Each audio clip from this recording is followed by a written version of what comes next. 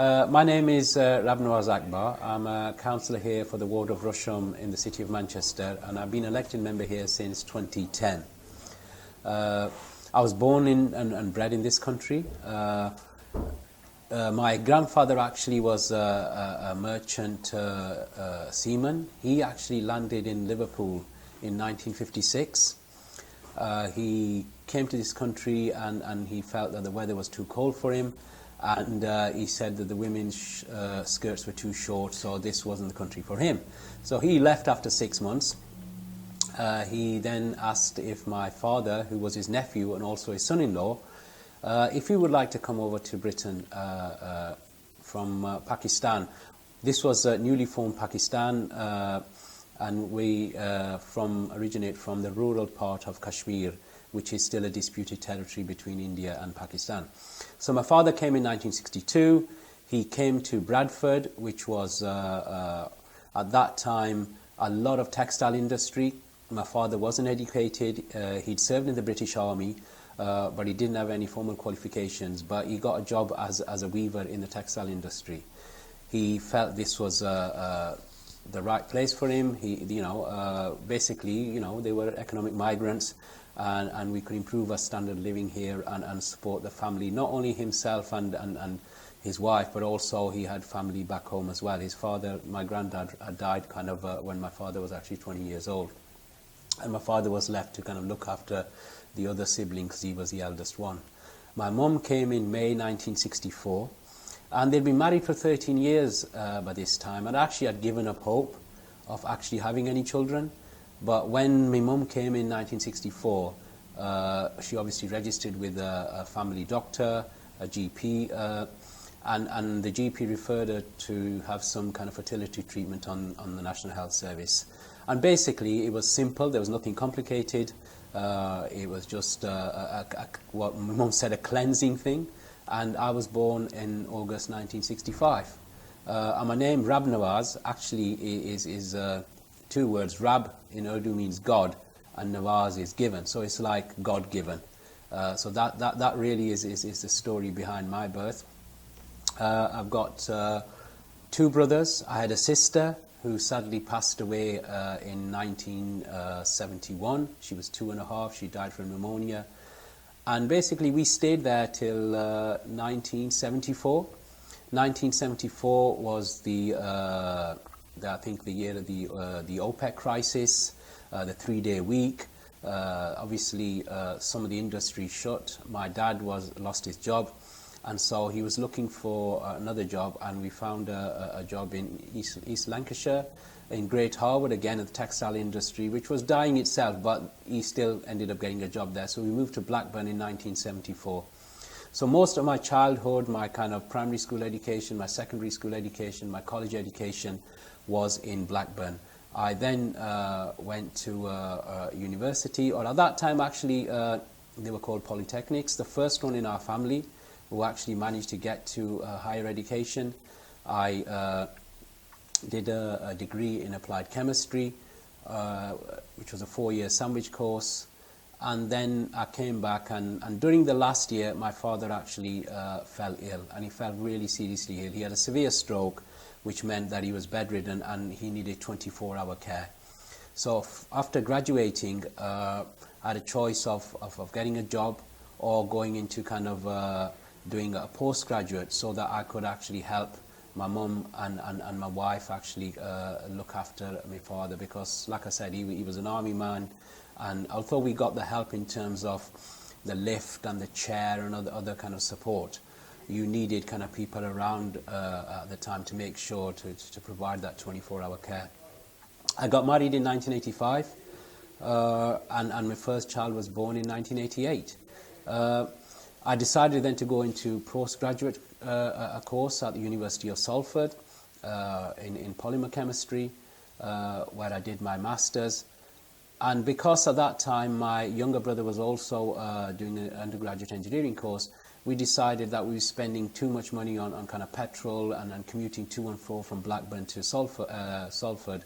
We decided to, as a family, to move to Manchester in November 1991. And so I came into Manchester in November 1991. My father actually passed away in 1996, but after me postgraduate qualification, it was difficult to get a job. For some time, I kind of worked for ICI, but it was difficult to keep that job simply because of my commitments at home. We could not look after him because my brothers were at university, my wife had young children, and my mum obviously couldn't look after him on his own. So we made the decision to go into self-employment. My brother graduated as well. It was difficult at that time to get jobs, so we both decided to open a family business in Warrington, an up-and-coming town, where we opened up what was a stationary newsagent shop. And we stayed there for some 10, 11 years. Great time in Warrington. I was there when the Warrington bomb went off. It was a difficult time because the two young lads used to come to our shop because we were in a shopping centre before the main kind of shopping centre, and we were a shop that used to kind of stock all the new fads and new kind of gadgets for young kids. So every Saturday when the parents used to come shopping, all the kids used to come into our shop first to make sure what was happening and if there was anything new that they could buy. So that was Warrington. Fantastic time there. 2004, 2005, basically with the onset of the internet, I had a feeling that magazines, and we had a stock of 4,000 magazines at one stage. So we were really a niche newsagent, not your typical W.A. Smith, which stocked the top 200, the top 500. We imported magazines from America, and we had people coming in from all over the place, from as far as Scotland and Midlands, to actually buy some of those magazines that we used to stock. So it was a niche business. It was an exclusive business, and it was a good business. But around the time of 2004, 2005, I sensed a feeling that the internet was going to take over, and a lot of these titles were actually going to go on the internet, online, and people were going to access them through online. My kids were growing up at that time. It was like college, university, what courses to do. And I used to leave home at, say, 7 in the morning, get back at 9. So I had a discussion with my wife, and she said, well, this is a time when really you need to be at home to kind of guide the kids. We both need to do that. So we sold our business in 2005.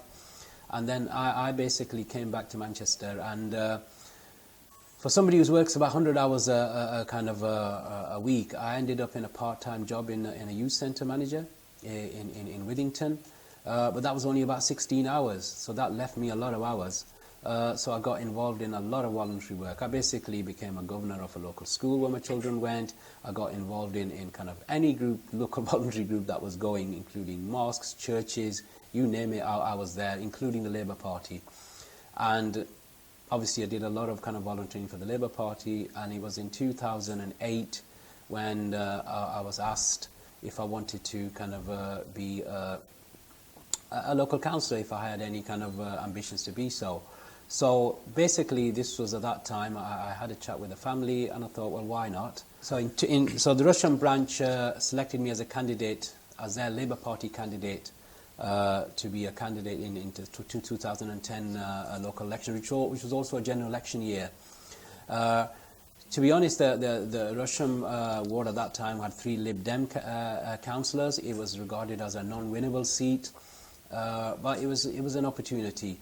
But because over the previous kind of 4 or 5 years, I had established myself as somebody in the community who would work with grassroots communities, doing all the voluntary work, it was a kind of a rare win for the Labour Party, because it was against the trend. It was a time when there was Clegg mania, and Rusholme has a lot of students, so a lot of students voted for Lib Dems, but we did enough to win a majority. I think it was about 376 to regain a seat from the Lib Dems. And that really was the start of what you would say was my political career. Since then, I've been re-elected twice. I've now got a position of responsibility where I'm executive member for neighbourhoods for the Manchester City Council, and I enjoy it. It's a wonderful kind of it's an honour and a privilege. It's hard work, but no 2 days are the same. And the communities here are absolutely wonderful. They're the salt of the earth. A lot of the communities I serve are from deprived backgrounds, low incomes, overcrowded housing, health inequalities, and certainly over the last 10 years the challenge has been there through austerity. But they're absolutely wonderful, they're very friendly, they're very warm, they're very welcoming, and like I said, it's a pleasure to kind of serve them. Okay, so when you won your council seat effectively from the Lib Dems, what was your campaign based on? How did you snatch away all those votes from the Libs? Yeah, basically it was nationally, like I said, I think we were in trouble, and we certainly lost the election nationally. But my campaign was more locally. It was about me being a community activist, being involved in all these grassroots community organisations within the ward, being there whenever people wanted me to be there. And my kind of strapline was time for a change, which actually was appropriate for Rusholme because we had 3 Lib Dems. And so, you know, for me as a Labour councillor, it actually worked. It was a tough campaign. There was very little help from the City Party because they felt, like I said, this was a non-winnable seat, so they didn't want to put resources in there. And clearly there's only so much resources that a local party has available. So from them, it was a perfectly right decision because we didn't look likely to win this seat. But like I said, it was the door-to-door conversations. I used to, the last kind of, I'd say about 3 months of the campaign, I used to start door knocking at 2 o'clock and not finish till about 10 o'clock at night. So that was 8 hours of door knocking, practically 7 days a week. A lot of conversations and discussions and kind of, I think, and that actually helped on the day of the ballot because people actually appreciated that. And then, so a typical week, there is probably no typical week. So you said in a previous job you've done 100 hours a week. I imagine you're back up to doing similar hours now. So what would be a typical working week for you? How would that look? At the moment, because of my role as an executive member for neighbourhoods, you're absolutely right. And certainly during the last 6 months, I don't believe that I think I worked as many hours ever in my career. Even though we're working from home, it basically involves back-to-back meetings, answering emails, telephone calls, around all kind of parts of my portfolio.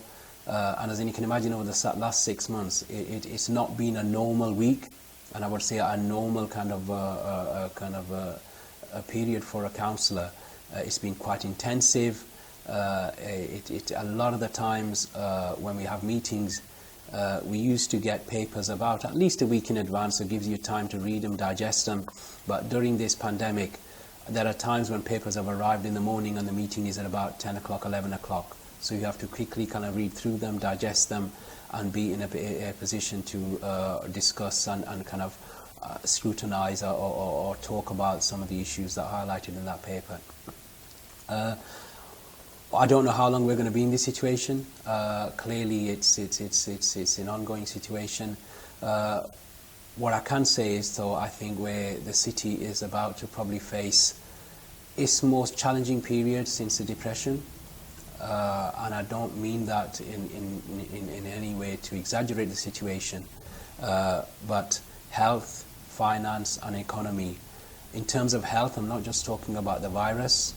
For the last 6 months, many people have not been able to access medical help. Not access, and at times they've not wanted to because simply of the fear of catching the virus.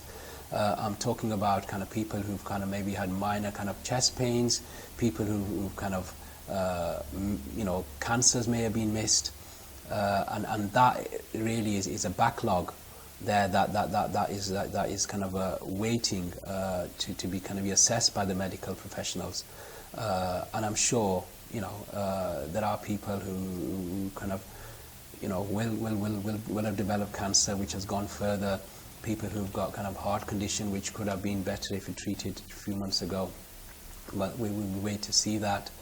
And then there's the finance. Basically, we've gone through austerity, and over the last few years, really, we've relied on the airport, Manchester Airport. The dividend from the airport has kept the city going through a revenue budget, despite kind of cuts from central government.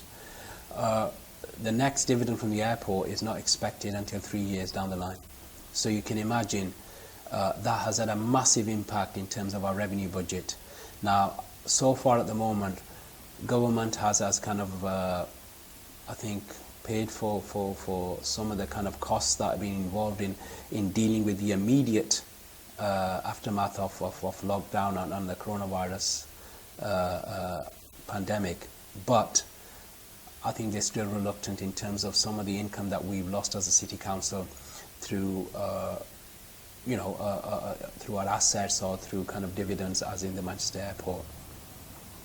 In terms of the economy, massively crucial over the next few months. Certainly, probably end of October. A lot of our residents are on furlough. They are on universal credit, and once that furlough scheme ends, then I think we're going to see a kind of rapid kind of increase in the number of people who will be out of a job, seeking universal credit, and this has an impact in terms of our kind of council tax revenue, our business rates. That's going to have impact on our economy.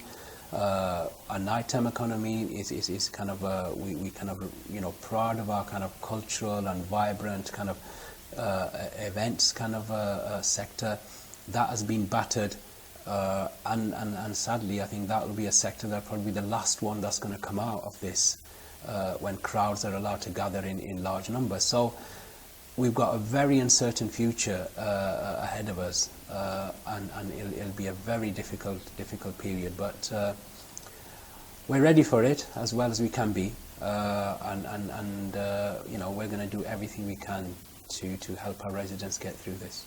Okay, perfect. Could we talk about Wilmslow Road now, and how involved you've been in the success of Wilmslow Road pre-COVID? Me and Phil have been filming here for 3-4 years now, and photographed pretty much every shop that we can. Talk about that and how that was performing in the run-up to the pandemic, and then we could talk about the future. Okay. Wilmslow Road is the heart of Rusholme District Centre. It's commonly known as the Curry Mile. Throughout the world, it's known as the Curry Mile. And I'm actually, I use this line very often. I'm proud to be a councillor of the ward which has Wilmslow Road and the Curry Mile, because, as I said, it is known throughout the world.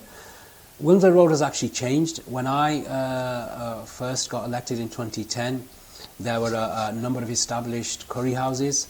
These curry houses have been established since the 60s, when the South Asian community came in to settle into Manchester.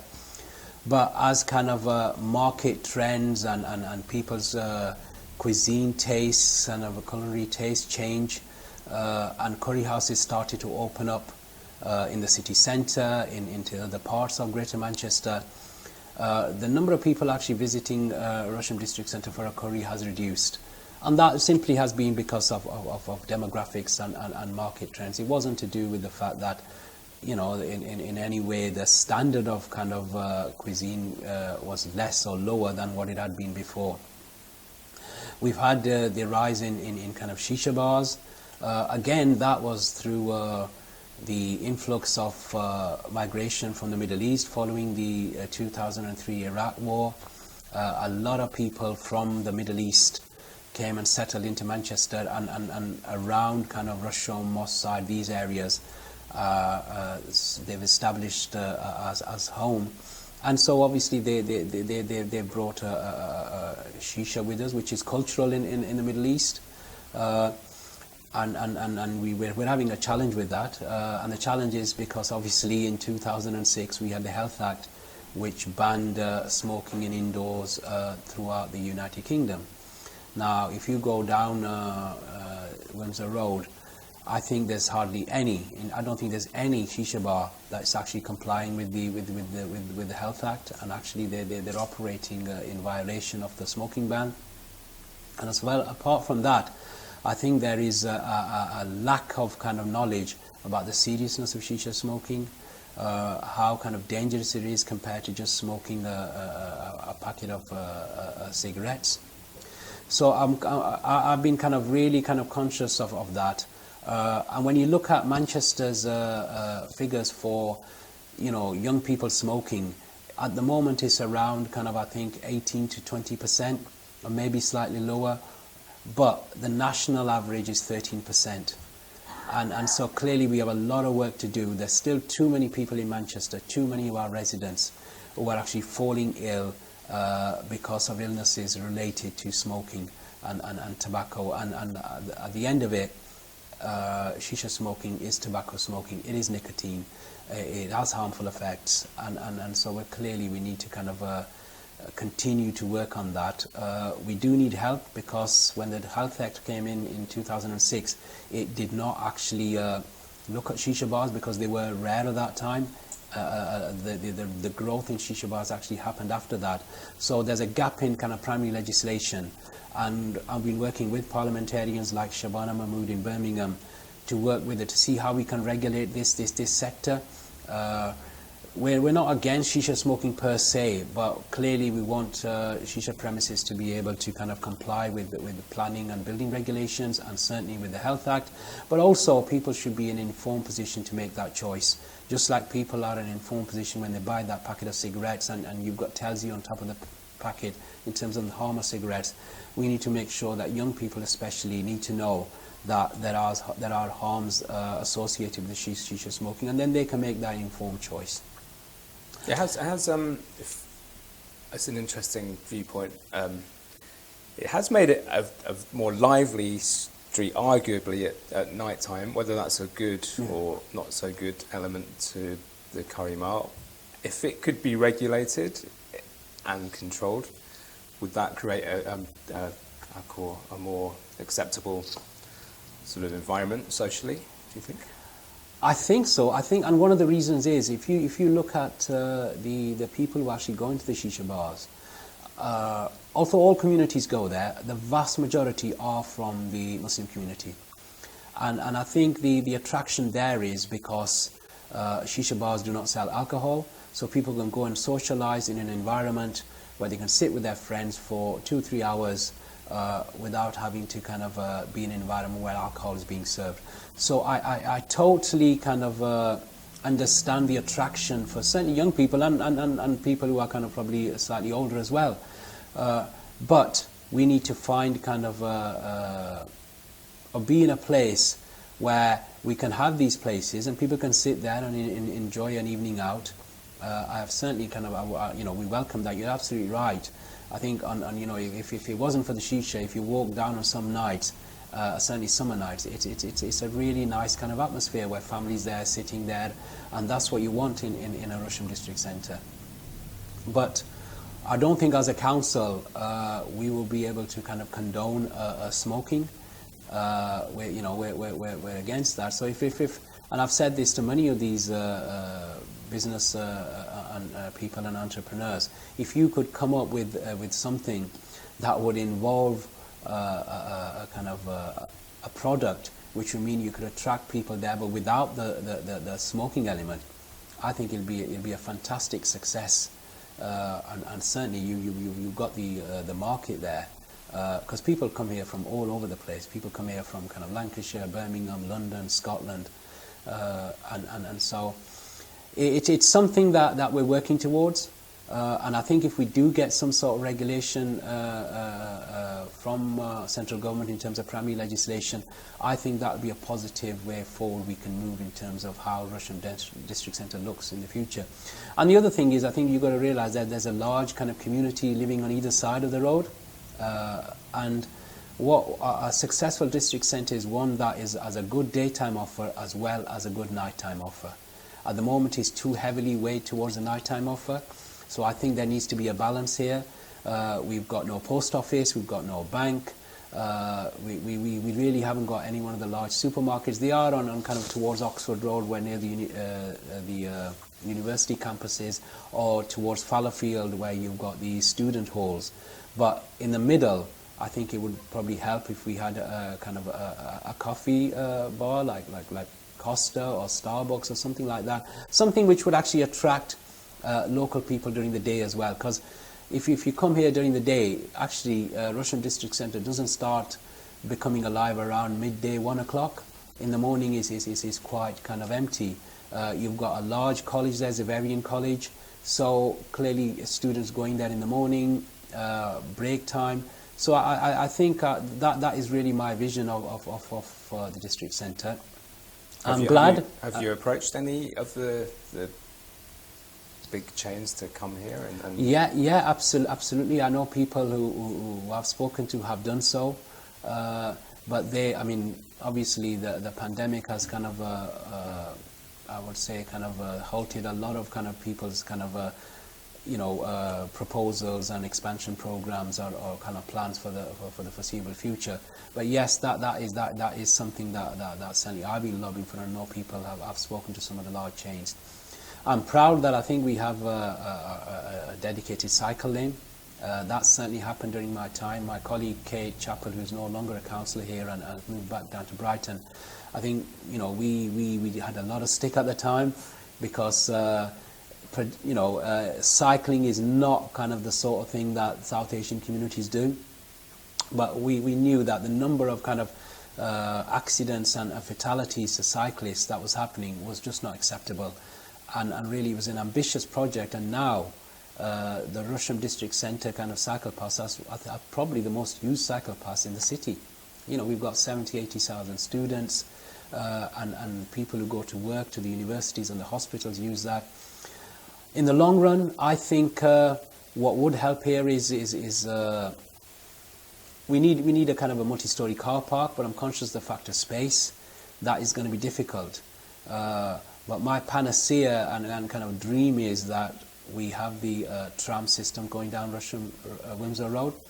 I think that would kind of mean that less cars would actually come in and people would be able to get on the tram, get into Rusholme District Centre, do their shopping, have a meal, and then get back on a tram and get back to wherever they want to go. I think that would certainly help kind of, in a way, propel Rusholme District Centre to a higher level than it is at the moment, and will attract more visitors. I mean, Manchester is a tourist city. We get a lot of visitors to the city centre, but it would be fantastic if people could get on the tram in the city centre and come here for a few hours and then get back down again, because the ease of it would be attractive. Because at the moment, if you come to Rusholme District Centre and try to find a parking space, it's like a lottery. You could be driving around here for at least 20 minutes before you get a space. And that doesn't help in terms of for the local residents who unfortunately have been long suffering. We're looking at getting a resident parking kind of scheme here established over the next few years, and that will certainly help. But I think in the long run, if we can get the tram up here, that would be absolutely fantastic. Yeah, wow. I'd forgotten about that. That was mooted a while ago, wasn't it, to come through here? So.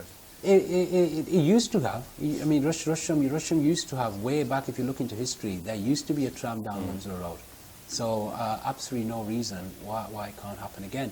And really what I want is, and I think it already is, I think Rusholme is a tourist destination. If people want to come to Manchester as a city as tourists, then this should be one of the places where they need to come to see the diversity that is here.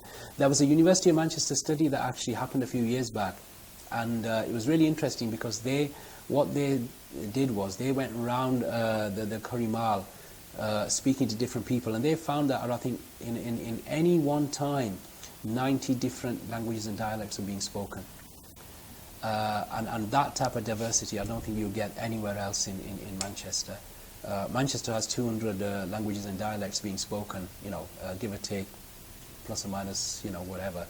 But 90 at any one time in kind of Rusholme District Centre is a phenomenal kind of multiculturalism and diversity, at its best. Excellent. Okay. I doing a bit of background on yourself. Notice you're a governor of Birchfield School, so talk about that role, how that came about. Yeah. Basically, as I said, when we decided to sell my business, I needed to kind of occupy the hours, and all my kind of children, all 5 of my children, I've got 5 children. The eldest is 32. The youngest is now 17. 1 boy, 4 girls. They all went to Birchfield Primary School. So it made sense for me to kind of be a part of that school, where my children went. So I became a governor there, very quickly became vice chair, and then was chair for 6 years. And I'm a local authority governor there. So my association with that school has been since 1991. When I came to Manchester, because my first child went there, and I became a governor, I think it was 2003 first, so 17 years, and I'm still a governor there. Really proud of that school. A school with 95% of the children, English is an additional language. And I think I've been on the recruitment panel for most of the senior leadership team and kind of the school kind of practitioners there. So I've had clearly a big role to play in terms of how that school has developed. One of the things that shocked me when I first kind of became governor was that, and this was around 2004, 2005, we did a kind of a class survey of year 5 and year 6 in terms of what the aspirations were of young people. And what came back was boys, they wanted to be pilots, engineers, doctors, lawyers, footballers, pop stars, you name it, they were there. But girls, a significant proportion, and I mean a significant, you're talking about probably 40%, housewife. And you can imagine the shock when I saw that, and I've got 4 girls, and I thought, well, this can't be right. So one of the aims for me was, while I was going on there, to make sure that we raise the aspiration of girls growing up in kind of our neighbourhood, and certainly those who went to kind of Birchfields. And we've done that, girls have been performing really well, and a lot of them have gone into kind of very good careers. And in the whole neighbourhood, I think Birchfields played a major role into kind of raising the aspiration levels of girls, and actually educating parents that you cannot have a community where more than 50% of your community is kind of, has no aspiration and is not able to kind of fully realise their potential. It's not about academic qualifications and getting degrees and going to university, but, and nothing against housewives. My mum has been a housewife. My wife actually has been a housewife for most of her life. It's a demanding job, and it's a tough job, especially I know, because obviously we had 5 young children. But you want these young girls to have aspirations higher than that, and I think we've managed to do that. The other thing that I'm really proud of, I think, is one thing I noticed in Manchester is that Manchester primary schools, they generally performed on par with national kind of results. But when it came to secondary, we fell behind. And I think one of the things we've kind of had a challenge with is that transition from primary to secondary. We clearly need to manage that better, because children who perform well at primary, suddenly when they go to secondary, they're not performing as well. Now, clearly there has to be a reason why. So opposite Birchfields Primary School, there used to be this playing fields, I think it was a University of Manchester playing fields, cricket grounds, and they had left it for years, and really what they were doing is hoping for the asset to grow in terms of finance, and then sell it off to a developer. And they couldn't do that as well, I think, because of a number of reasons, due to its location, due to kind of the roads, infrastructure, the highways infrastructure. So the first thing actually I did when I got elected in 2010, and one of our regeneration managers, Andy Wilson, he's retired this year. I went on a walkabout with him, and I took him there and I said, Andy, I want a secondary school here. And he looked at me and he said, it's not easy as that. I said, well, no, it's not easy. That's what I'm telling you now, right? Because I'm hoping to be around for a bit, and so are you, so let's start working on it. And thankfully, 2-3 years ago, Manchester Central is a secondary school there now.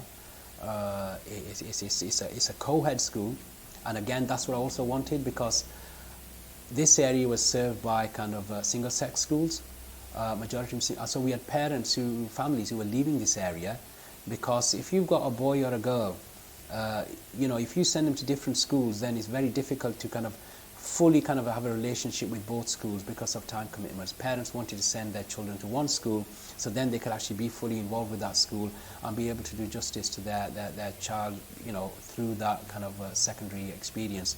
So I think it's again changed the kind of attitudes and behaviours.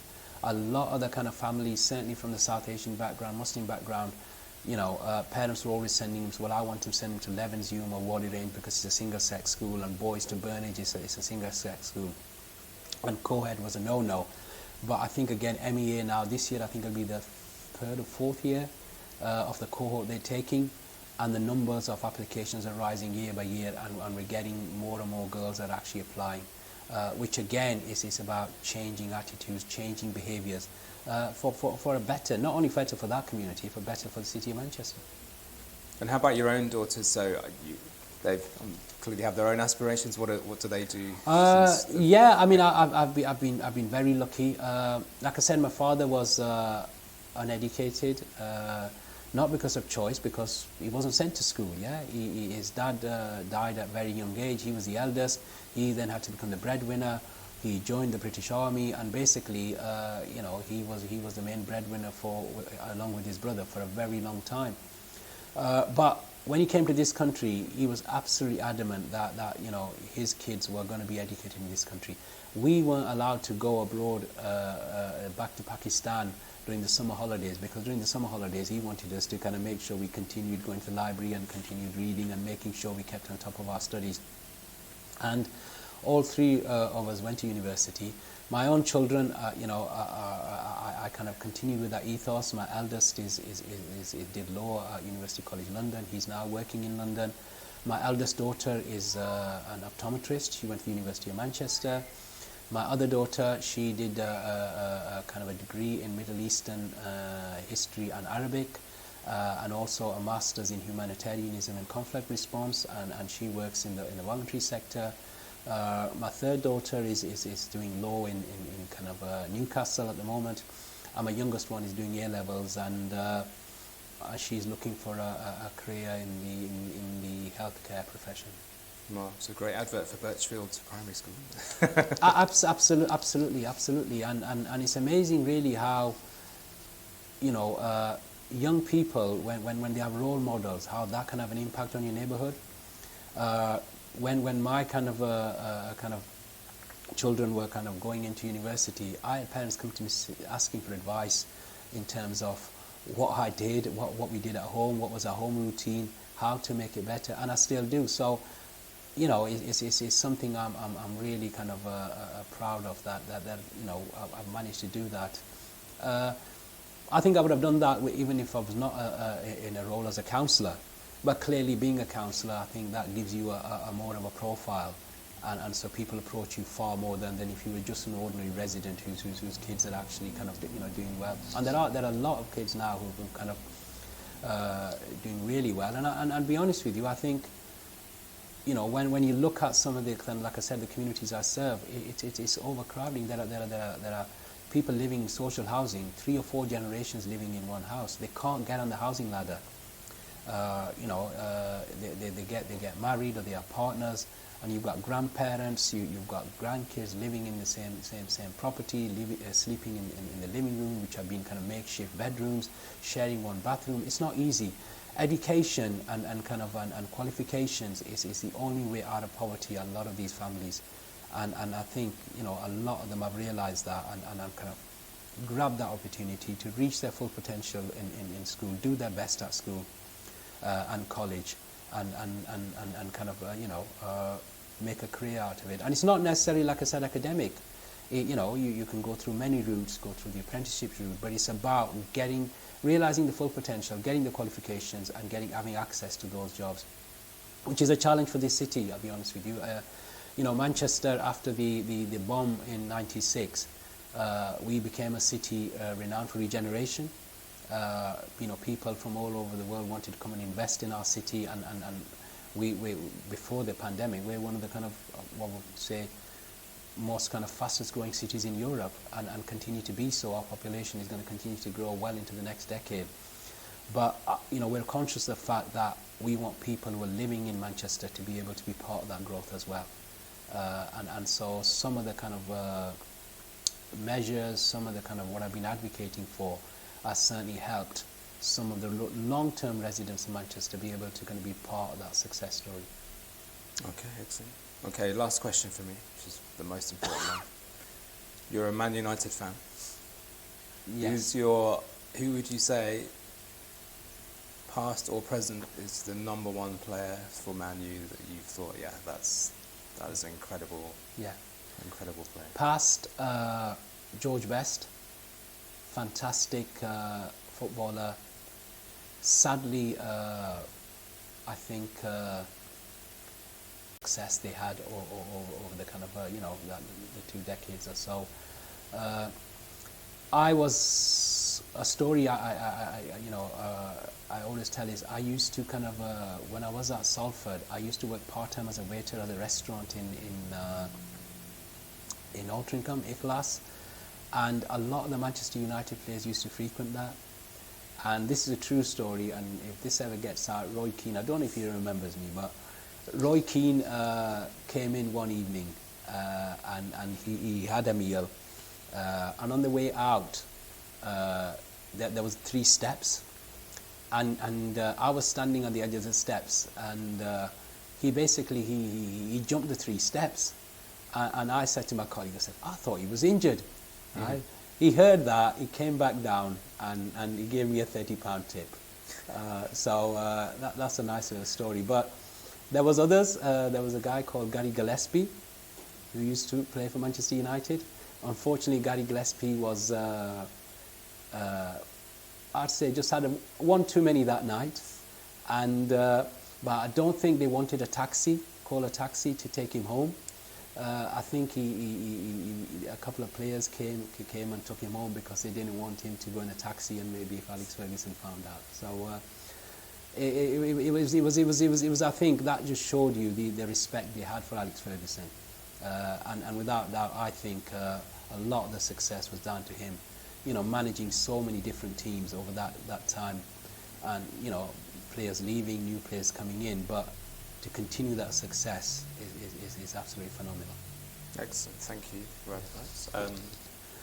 that. I'll be honest with you, I mean, in terms of when I was a student, music is always there.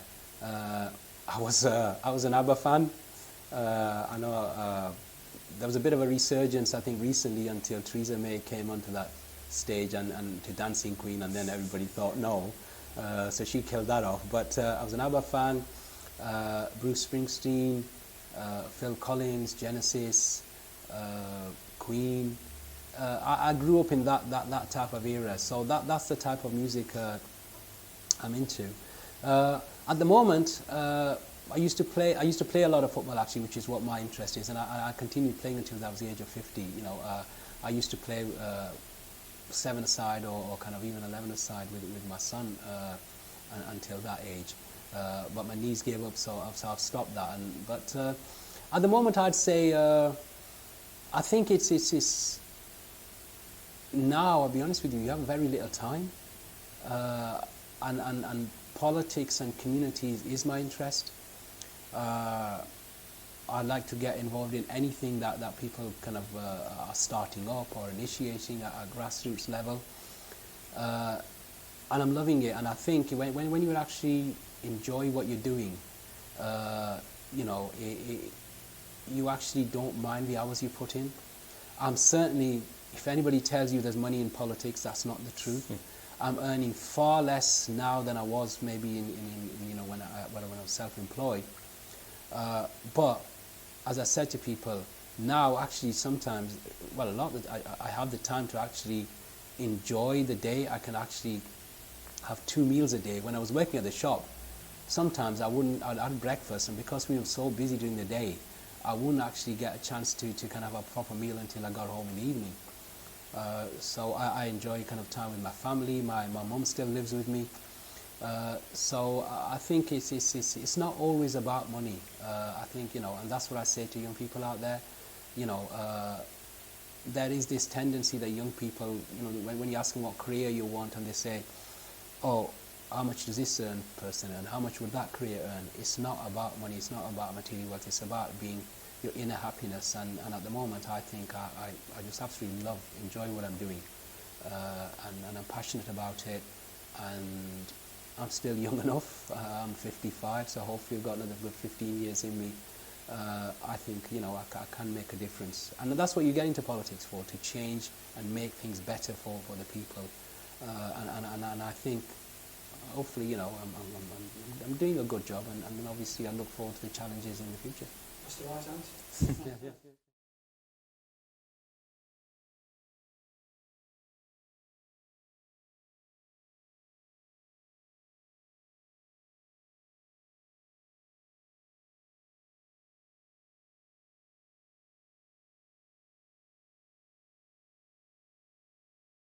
Part of Kashmir, which is still a disputed territory between India and Pakistan. So my father came in 1962. He came to Bradford, which was at that time a lot of textile industry. My father wasn't educated. He'd served in the British Army, but he didn't have any formal qualifications. But he got a job as a weaver in the textile industry. He felt this was the right place for him. Basically, they were economic migrants, and we could improve our standard of living here and support the family, not only himself and his wife, but also he had family back home as well. His father, my granddad, had died when my father was actually 20 years old, and my father was left to kind of look after the other sibling because he was the eldest one. My mum came in May 1964. And they'd been married for 13 years by this time, and actually had given up hope of actually having any children. But when my mum came in 1964, she obviously registered with a family doctor, a GP, and the GP referred her to have some kind of fertility treatment on the National Health Service. And basically, it was simple, there was nothing complicated. It was just what my mum said, a cleansing thing. And I was born in August 1965. And my name, Rabnawaz, actually is two words. Rab in Urdu means God, and Nawaz is given. So it's like God-given. So that really is the story behind my birth. What I can say is, though, I think where the city is about to probably face its most challenging period since the Depression. And I don't mean that in any way to exaggerate the situation, but health, finance and economy. In terms of health, I'm not just talking about the virus. For the last 6 months, many people have not been able to access medical help. Not access, and at times they've not wanted to because simply of the fear of catching the virus. I'm talking about kind of people who've kind of maybe had minor kind of chest pains, people who kind of cancers may have been missed, and that really is a backlog there that is kind of waiting to be kind of assessed by the medical professionals.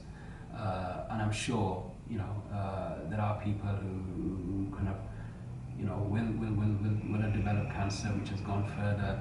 People who've got kind of heart condition which could have been better if we treated a few months ago, but we will wait to see that. And then there's the finance. Basically, we've gone through austerity, and over the last few years, really, we've relied on the airport, Manchester Airport. The dividend from the airport has kept the city going through a revenue budget despite kind of cuts from central government. The next dividend from the airport is not expected until 3 years down the line. So you can imagine that has had a massive impact in terms of our revenue budget. Now, so far at the moment, government has kind of, I think, paid for some of the kind of costs that have been involved in dealing with the immediate aftermath of lockdown and the coronavirus pandemic. But I think they're still reluctant in terms of some of the income that we've lost as a city council through through our assets or through kind of dividends, as in the Manchester Airport. We're not against shisha smoking per se, but clearly we want shisha premises to be able to kind of comply with planning and building regulations, and certainly with the Health Act. But also people should be in an informed position to make that choice. Just like people are in an informed position when they buy that packet of cigarettes and you've got tells you on top of the packet in terms of the harm of cigarettes. We need to make sure that young people especially need to know that there are harms associated with shisha smoking, and then they can make that informed choice. And many people may say, you know, the Beckhams and the Scholes and the Nevilles and the Butts. But I think Cantona was that kind of ignition that propelled Manchester United to the next level, and the success they had over the kind of the 2 decades or so. I was a story I always tell is I used to kind of when I was at Salford, I used to work part-time as a waiter at the restaurant in Altrincham, A-Class, and a lot of the Manchester United players used to frequent that. And this is a true story, and if this ever gets out, Roy Keane, I don't know if he remembers me, but Roy Keane came in one evening and he had a meal, and on the way out there was 3 steps, and I was standing on the edge of the steps, and he basically he jumped the 3 steps, and I said to my colleague, I said, I thought he was injured. Mm-hmm. Right? He heard that, he came back down, and he gave me a £30 tip. So that's a nice little story. But excellent, thank you very much.